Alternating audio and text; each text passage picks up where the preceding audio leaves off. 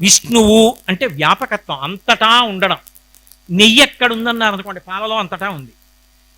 కానీ వింటే అంటే ఏమిటో తెలుసా? మరి కనపడది అంటే కనపడుతుంది ఎప్పుడు? నువ్వు ఆ పాలు తీసుకురావాలి, పొయ్యి మీద సన్నని సెగ మీద కాచాలి, అవి బాగా పొంగిపోయి పొయ్యిలో పడిపోకుండా ఉండాలి, చక్కటి బట్ట పట్టుకుని కిందకి దింపాలి, కొద్దిగా పెరుగు తీసుకొచ్చి తోడి పెట్టాలి, పాత్ర కదపకుండా ఉండాలి, మూత పెట్టాలి, పెరుగవ్వాలి, కవ్వం దింపాలి, చిలకాలి, మజ్జిగవ్వాలి, వెన్నముద్ద పైకి రావాలి, వెన్నముద్ద తీసి గిన్నెలో వేసి పొయ్యి మీద పెట్టి కాస్తే అందులోంచి నెయ్యి రావాలి. కానీ నెయ్యి ఎక్కడి నుంచి వచ్చింది? పాలలోంచే వచ్చింది.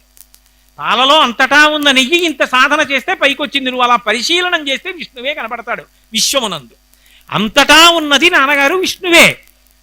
ఇప్పుడు ఉన్నాడు ఒకచోట కాదు, అంతటా ఉన్నాడని తన భక్తుడు అంటున్నాడు. ఇప్పుడు హిరణ్యకశిపుడు ఏమంటాడు? ఇక్కడ ఉన్నాడా అంటాడు. రావాలి. ఎందుకు రావాలి? పరిత్రాణాయ సాధూనాం ప్రతిజ్ఞ ఉన్నది, నా భక్తుల్ని కాపాడడానికి వస్తానంటున్నాడు. ఇప్పుడు ప్రహ్లాదుడి మాట నిజం చెయ్యాలి, వచ్చేయచ్చు, పెద్ద కష్టం కాదు. వెనక ఇంకొక భక్తుడి మాట ఉంది. ఏమిటది? బ్రహ్మగారు తన కొడుకు వరం ఇచ్చాడు. ఏమనిచ్చాడు?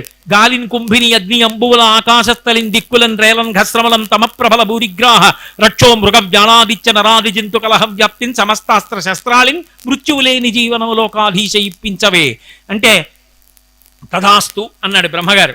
కాబట్టి ఇప్పుడు ఆయన మాట తప్పకూడదు, ప్రహ్లాదుడి మాట తప్పకూడదు, ఇద్దరి భక్తుల మాట నిజం చెయ్యాలి. కానీ కనపడ్డం అంటూ జరిగితే రాక్షస సంహారం అయిపోవాలి. వినాశాయచ దుష్కృతాం.